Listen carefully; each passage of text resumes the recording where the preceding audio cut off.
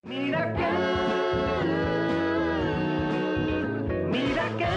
welcome Mohammad Zamil Hussain.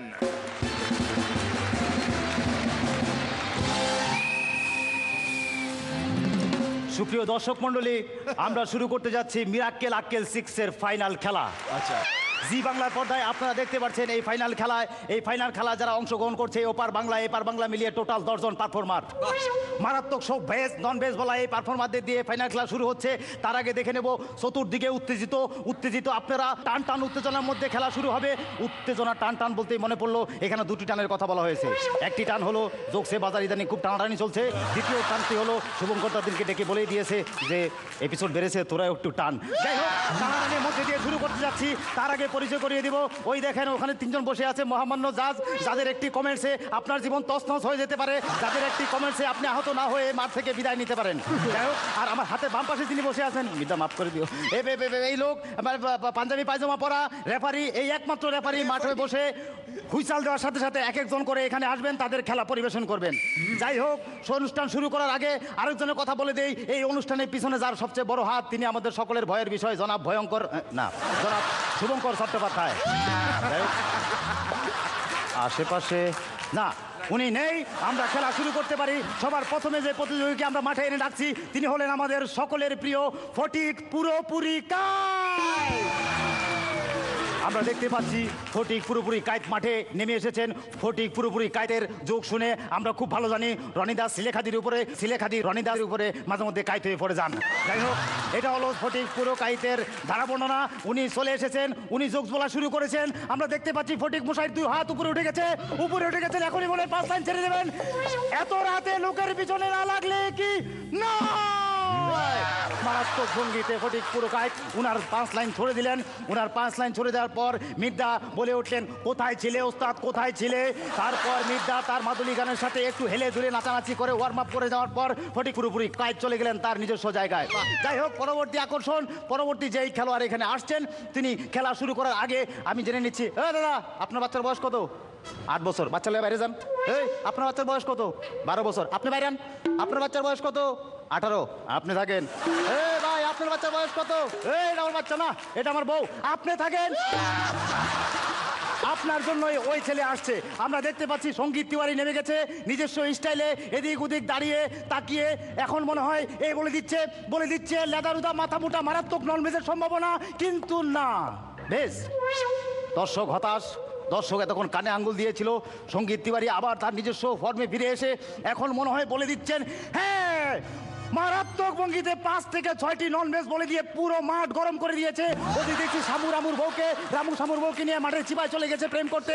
ওদিকে police এসে লাঠিচার্জ করে তাদের প্রেম ভেঙে দিল। যাই হোক, এই কি হচ্ছে খেলার শেষে আমরা এখন ধারা বর্ণনা দিয়েছি, আমরা জানবো খেলার শেষের সবচেয়ে ভালো পারফর্মার কে হয়েছে। বিচারকদের রায়ে আজকের সবচেয়ে ভালো পারফর্মার তিনি হলেন শুভঙ্কর চট্টোপাধ্যায়। এতক্ষণ এরা এত ভালো পারফর্ম করে শুভঙ্কর চট্টোপাধ্যায় বেস্ট পারফর্মারের অ্যাওয়ার্ড পেয়ে গেল।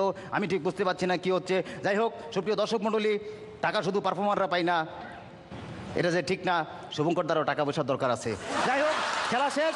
আর পরবর্তী খেলার আমরা এই মাঠে যাকে নিয়ে আসবো তিনি হলেন মোহাম্মদ জামিল হোসেন নোয়াখালী থেকে। সে এসে তো একই কাজই করতো, তার আর খেলার দরকার কি। ধন্যবাদ।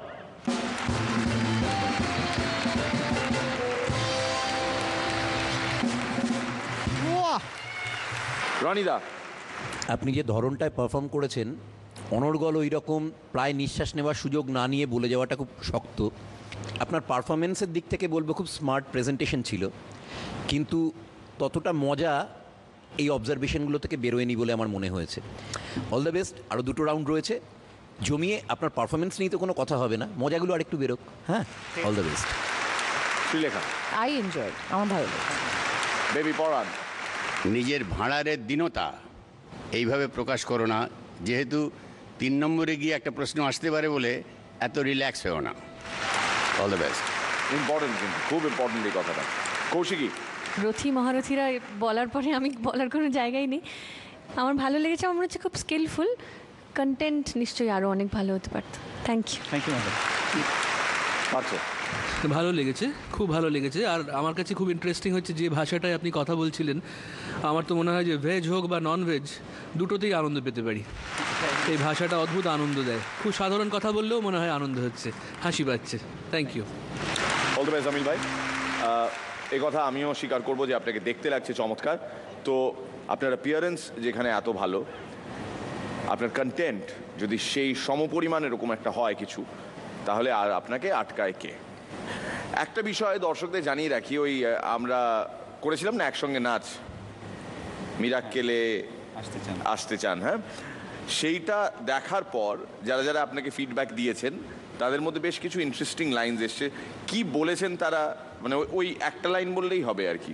আচ্ছা, আমার ফিডব্যাকের মধ্যে সবচেয়ে বেশি ফিডব্যাক যেটা এসেছে নাকি আমি নাকি খুব ভালো নাচি।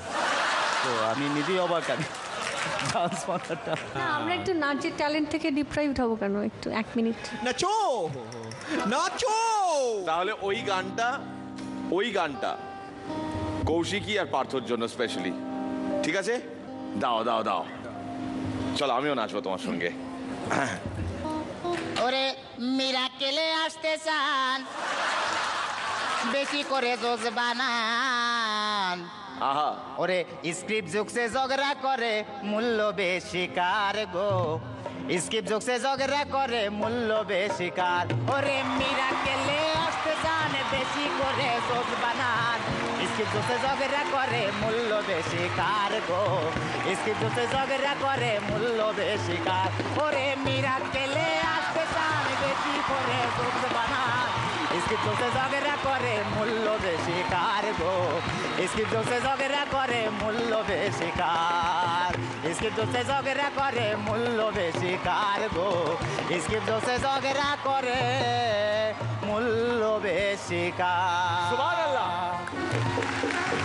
Thank you so much. Thank you so much Jamil ভাই, থ্যাংক ইউ।